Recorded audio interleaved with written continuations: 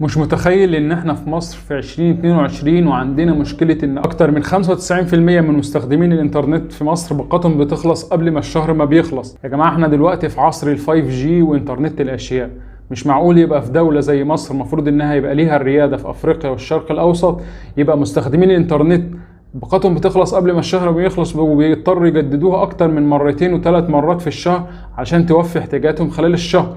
ازاي يبقى ليك دور ايجابي وتشارك في الحملة زي دي علشان نوصل لحل عادل للمشكلة؟ تقدر من خلال انك لو صاحب محتوى تقدر تعمل فيديو بحيث يوصل للمتابعين بتوعك ويبقى يوصل لعدد اكبر من الناس.